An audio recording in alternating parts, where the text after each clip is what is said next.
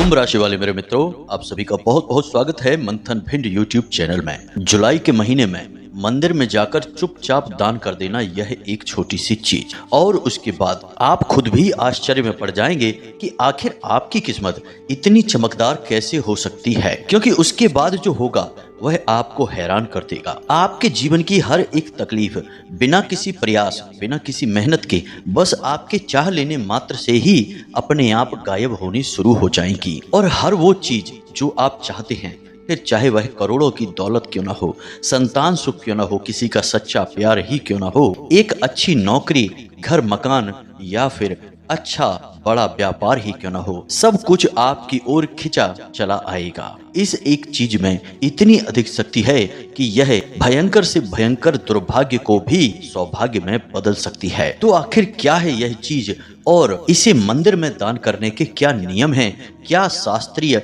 और वैदिक विधान हैं, सारी बातें हम आपको इस वीडियो में बताने जा रहे हैं। बस वीडियो को आपको पूरा देखना है और अंत तक हर एक बात को समझ लेना है। तो जयकारा बोलो माता रानी का, जगत माई महामाई माँ भद्रकाली की जय बोलो, माता रानी के सांचे दरबार की जय बोलो। आपकी किस्मत चाहे कितनी ही खराब क्यों ना हो, बुरी से बुरी किस्मत भी एक अच्छे सौभाग्य में बदल जाएगी। दुनिया की बड़ी से बड़ी खुशी, हर एक चीज आपकी ओर चुंबक की तरह खिंची चली आएगी।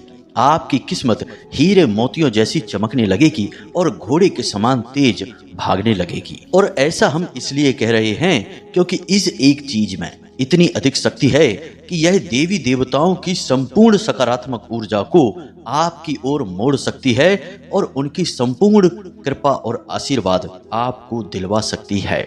और जब देवी देवता किसी के भाग्य को बदलने के पीछे उतारू हो जाते हैं, तो फिर उसे दुनिया की कोई भी ताकत रोक नहीं सकती है। दिव्य शक्तियों के आगे तो किसी की भी नहीं चलती है। जैसा कि स्वयं भगवान श्री कृष्ण कहते हैं कि हे अर्जुन, समय कभी नहीं रुकता है। आज यदि समय बुरा चल रहा है तो कल अवश्य ही अच्छा आएगा। तुम्हें तो बस इतना करना है कि केवल निस्वार्थ भाव से अपने कर्म को करना है, और वही कर्म आपके भाग्य के निर्माण में आपकी मदद भी करेगा। तो अब आपके जीवन में बदलाव का समय आ रहा है, और यह बात आपको याद रखनी होगी कि जब भी जीवन में बदलाव आता है तो उस बदलाव के लिए कोई ना कोई माध्यम अवश्य बनता है। तो आज हम आपको विश्वास दिलाते हैं कि आपके जीवन में जो सकारात्मक बदलाव आएंगे, आपको जो खुशियां और सौभाग्य की प्राप्ति होगी, उसका माध्यम, उसका कारण आज का यह वीडियो बनने वाला है। तो बस ऐसे में आपको इस वीडियो को पूरा देखना है। ऐसी मूर्खता भूल कर भी मत करना प्रिय मित्रों कि इस वीडियो को बीच में छोड़ देना। जी हाँ मित्रों, ऐसा कभी भी मत करना।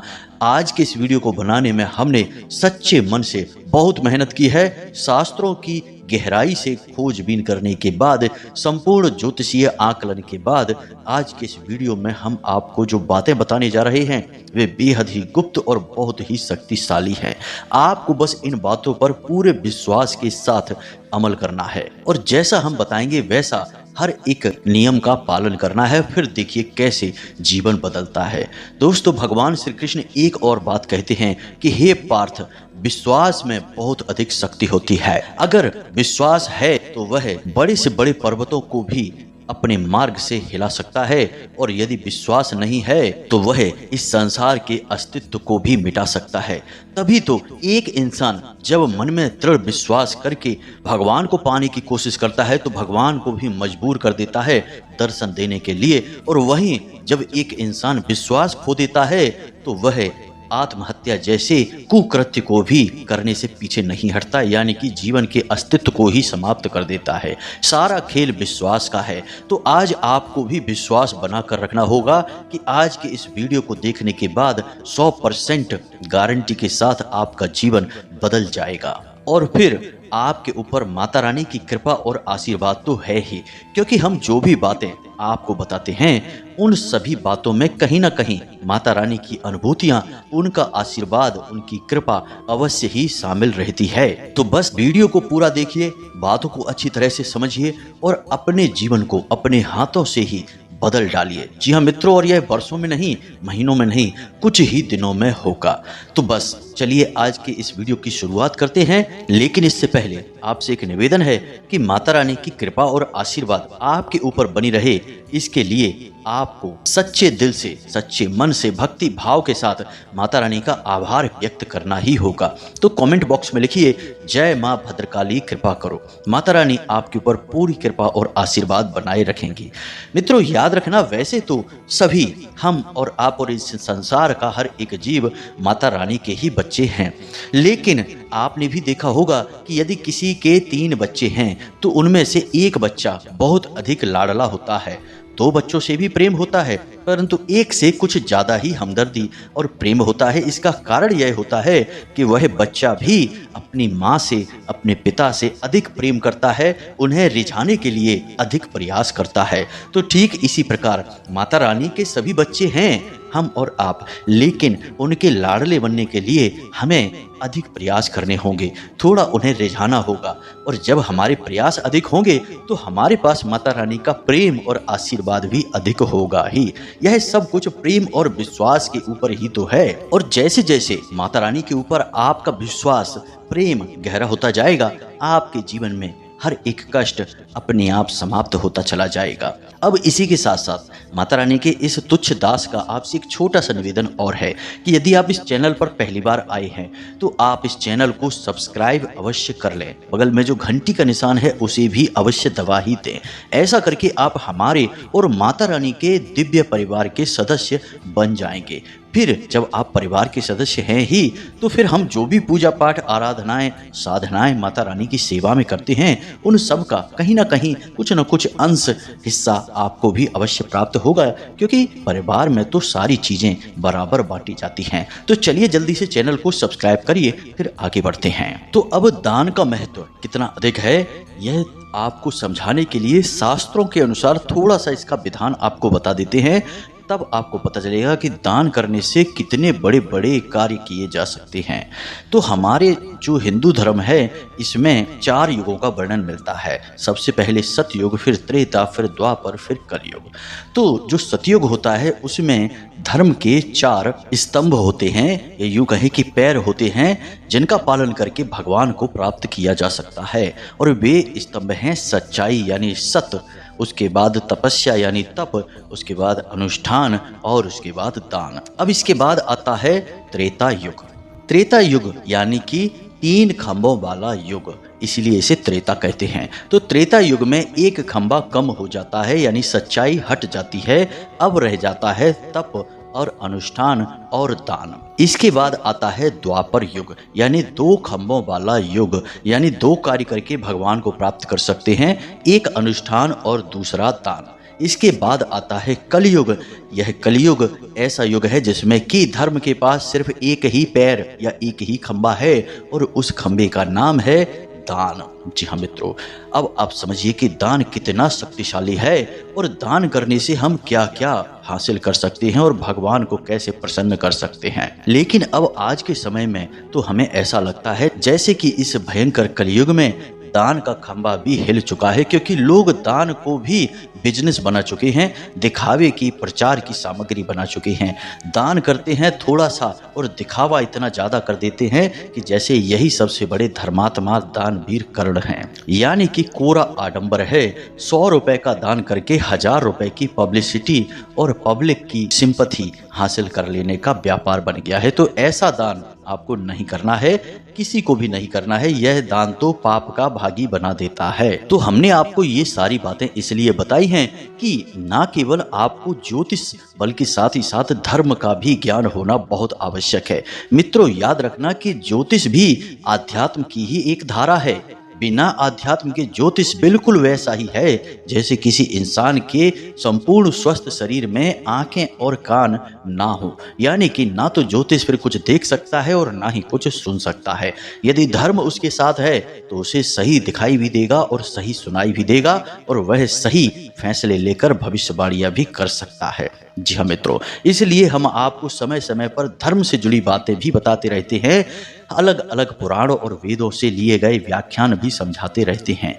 अब हमारे इस वीडियो पर या अन्य किसी वीडियो पर केवल वही इंसान टिक सकता है जो धार्मिक है, जिसके मन में आस्था है और भगवान के प्रति पूर्ण विश्वास है। अधर्मी और ड्रामेबाज लोग जो 1 मिनट में ही सारा ज्ञान ले लेना चाहते हैं, ऐसे लोग तो हमारे वीडियो पर टिक ही नहीं सकते हैं और ऐसे मूर्ख लोगों की हमें आवश्यकता भी नहीं है, क्योंकि ऐसे लोगों का तो भगवान ही मालिक है। कोई गुरु इन्हें कुछ भी नहीं सिखा सकता है, ये स्वयं महागुरु होते हैं। खैर चलिए मित्रों, अब हम आपको बताते हैं कि आपको इस जुलाई के महीने में जितना जल्दी हो सके उतना जल्दी कौन सी चीज है जाकर मंदिर में दान कर देनी है, जिससे आपका उद्धार हो जाएगा। लेकिन इससे पहले एक चीज है जो आपको ध्यान देनी है कि शनिदेव बकरी चाल में चल रहे हैं और कुंभ राशि में बकरी हैं, यानी अपनी स्वराशि अपने घर में ही बकरी हो गए हैं।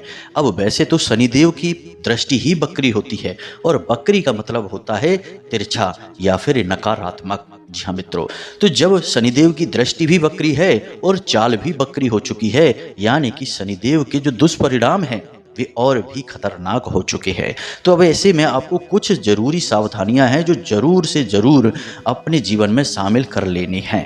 पहली सावधानी आपको यह कि कोई भी वाहन आप चला रहे हैं तो उसे पूरी सावधानी और सतर्कता के साथ चलाएं। जरा भी लापरवाही आपने दिखाई तो दुर्घटना होने की पूरी गुंजाइश है।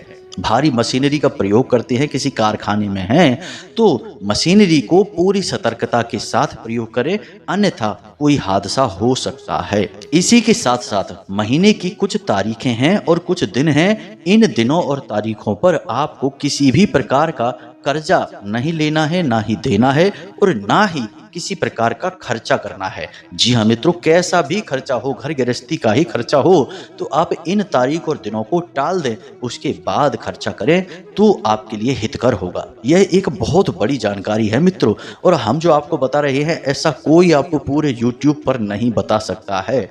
लोग बस ऊपर ऊपर की बातें करते हैं और फिर कहते हैं कि हमसे संपर्क करो, हम आपकी कुंडली देख लेते हैं, यानी आपसे पैसा कमाना चाहते हैं। लेकिन हम आपको माता रानी की सेवा करने के भाव से ज्ञान देते हैं। तो जो ज्ञान हम आपको दे रहे हैं वह शुद्ध है, पवित्र है और सटीक है। तो ध्यान से सुनिए कौन सी हैं वे तारीखें और दिन जिनमें आपको ऐसे कार्य नहीं करने हैं जो पैसे से जुड़े हुए हैं। जी हाँ मित्रों, तो ध्यान से सुनिए, वह विशेष दिन है शनिवार।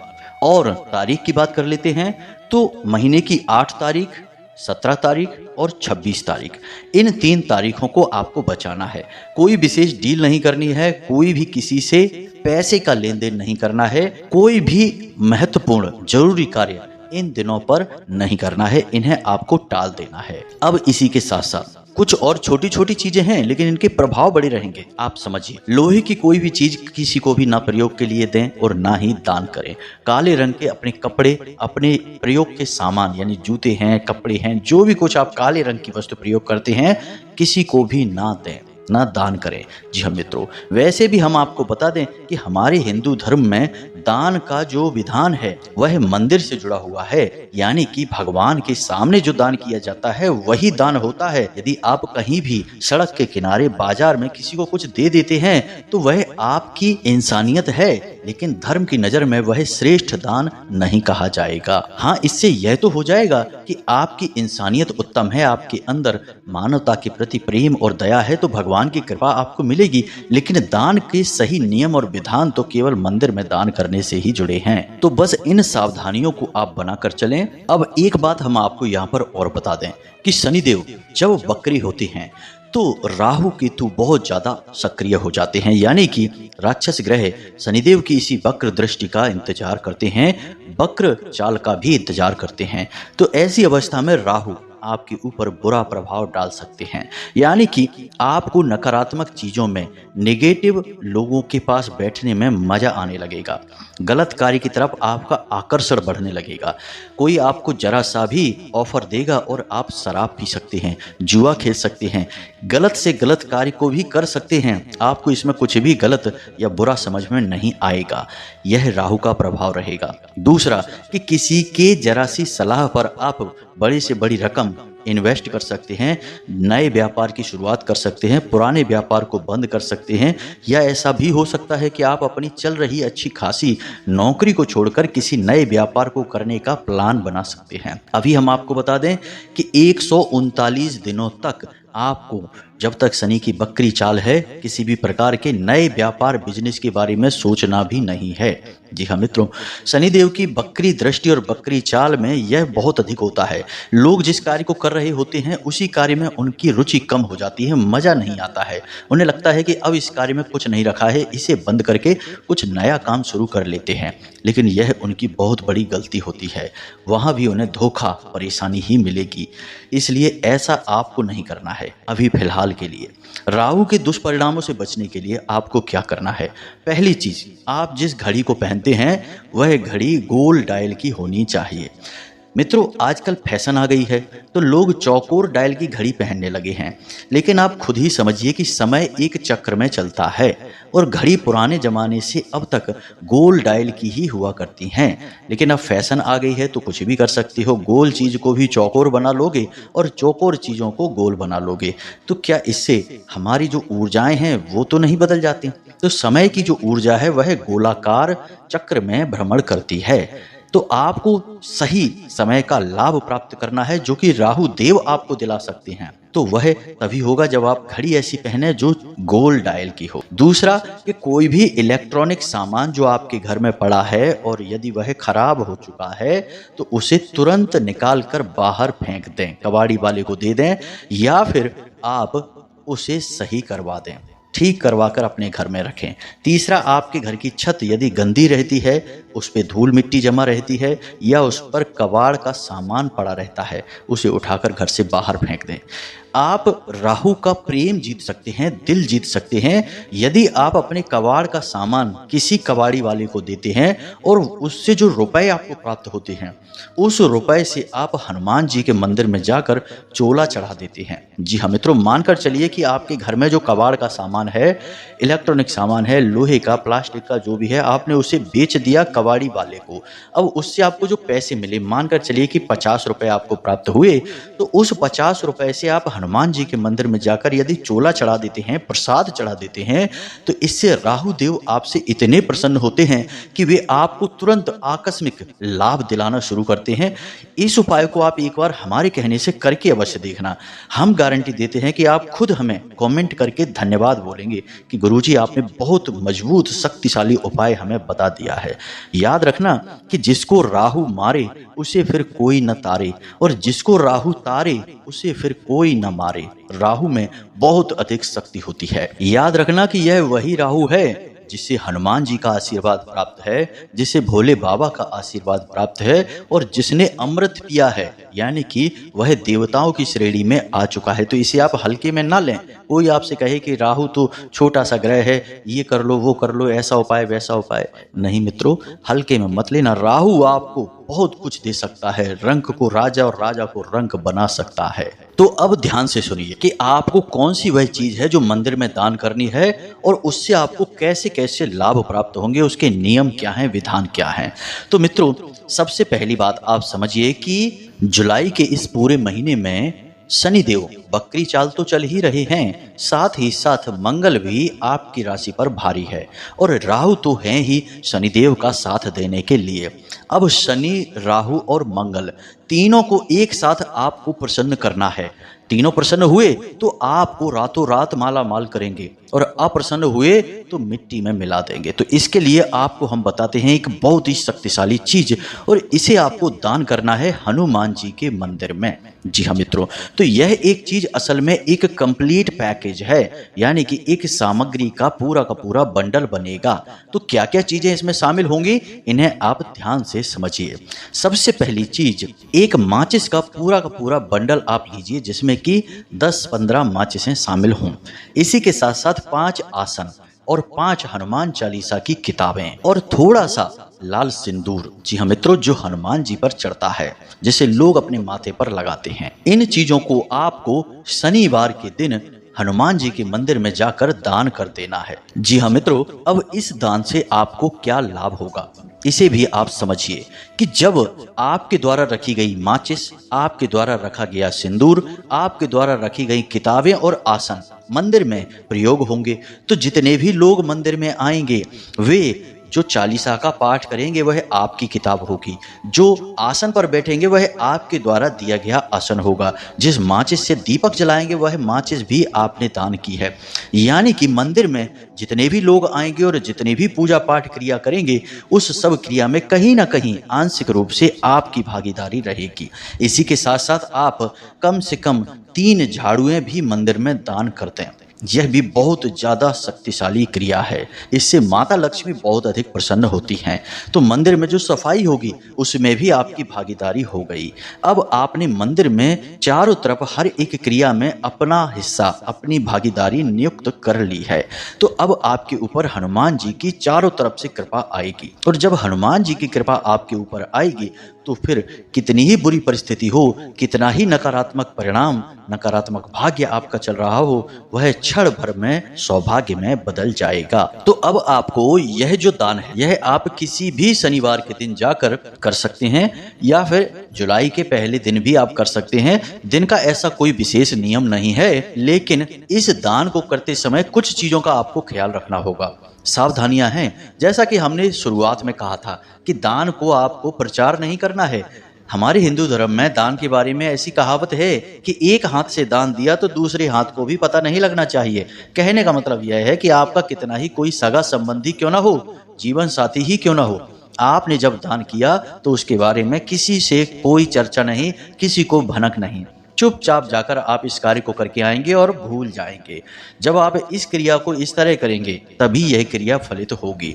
अब आपने इस क्रिया को करके असल में 2 बहुत ही पवित्र कार्य कर दिए। पहला यह कि हनुमान जी की शुद्ध निस्वार्थ सेवा कर दी और दूसरी यह कि आपने किसी और की जो पूजा पाठ और जो अनुष्ठान है उसमें सहभागिता हासिल कर ली, यानी कि आपने उसकी भी मदद कर दी, क्योंकि वह आपके द्वारा दिए गए आसन पर बैठेगा तो यह उसकी मदद है। अब जब वह साधना करेगा तब भी फल आपको प्राप्त हो रहा होगा। जी हाँ मित्रों, यह बड़ा ही शक्तिशाली और गुप्त उपाय है। इसके बारे में कोई किसी को नहीं बताता है। असल में इन उपायों के बारे में लोग चर्चा ही तब करते हैं जब किसी से मोटी रकम मिल रही होती है। यह व्यापार और बिजनेस बना लिया है लोगों ने, लेकिन हम तो माता रानी के सेवक हैं तो हमें तो इससे कोई मतलब नहीं है। हमारी देखभाल तो माता रानी स्वयं करती हैं, हमें किसी की जरूरत नहीं है। बस हमारी एक ही आस है कि आपको जीवन में सदगति प्राप्त हो, उन्नति मिले, आपके जीवन में बरकत आए। तो मित्रों, उम्मीद है कि जो बातें हमने आपको बताई हैं वे आपको अच्छी तरह से समझ में आ गई हैं। बातें बिल्कुल सरल हैं, धार्मिक हैं, पवित्र हैं, कुछ भी इतना कठिन नहीं है। बस आपको सारे नियम और विधान को मानना है, कहीं भी गलती नहीं करनी है, वरना सब क्रिया कराए पर पानी फिर जाएगा। अब यदि कोई प्रश्न आपके मन में उठता है तो आप बेफिक्र होकर प्रश्न हमसे पूछ सकते हैं कमेंट करके, या फिर डिस्क्रिप्शन में दिए गए व्हाट्सएप नंबर से आप हमसे संपर्क कर सकते हैं, सीधे धाम से जुड़ सकते हैं, माता रानी की कृपा सीधे प्राप्त कर सकते हैं, अपने सवालों के जवाब भी आप प्राप्त कर सकते हैं। अब आपके मन में एक यह प्रश्न भी अवश्य आया होगा, जो लोग सक्षम नहीं हैं, जिनकी क्षमता नहीं है इतनी सारी चीज़ों को एक साथ खरीदने की, क्योंकि सबकी अपनी परिस्थितियां होती हैं, तो आपकी जितनी क्षमता है आप उतना दान करें। जी हाँ मित्रों, आप माचिस का एक बंडल खरीद सकते हैं तो वही खरीद लें। यदि आप 5 आसन खरीद सकते हैं तो वही खरीद लें। यदि आप हनुमान चालीसा की 5 किताबें खरीद सकते हैं तो वही खरीद लें। जो आपकी क्षमता है, जो आपका भाव है, बस उतना ही आप कर दें। उतने से भी आपको उतना ही फल प्राप्त होगा जितना कि संपूर्ण सामग्री देने वाले को प्राप्त होगा, क्योंकि आपका भाव तो उतना ही है। आपकी सामग्री भले ही कम हो, लेकिन भावना तो बिल्कुल उतनी ही है जितनी कि संपूर्ण सामग्री देने वाले की है। तो भावनाएं ही तो भगवान देखते हैं, सामग्री तो भगवान नहीं देखते। चीजों से भगवान का क्या लेना देना? भगवान के लिए चीजों की कोई कमी थोड़े ही है। वो तो जब चाहे तब, जो चाहे वो एक चुटकी में अपने पास मंगा सकते हैं। तो वे आपसे चीजें नहीं मंगाना चाहते, वे असल में आपकी भावनाएं देखना चाहते हैं। तो बस आपको अपना भाव मजबूत रखना है। तो इसी के साथ साथ आज की इस वीडियो को विराम देते हैं। सच्चे मन से पूरे भाव के साथ कमेंट बॉक्स में लिख डालिए जय बजरंगबली, जय श्री राम, जय मां भद्रकाली अवश्य लिखना। हमेशा हंसते रहिए, मुस्कुराते रहिए, सकारात्मक रहिए। याद रखना कि माता रानी की पूरी कृपा और आशीर्वाद आपके ऊपर है, तभी आप इस वीडियो को यहाँ तक देख पाए हैं। तो सच्चे मन से कहिए जय माई की, जय मां भद्रकाली। माता रानी आपका कल्याण करें। धन्यवाद।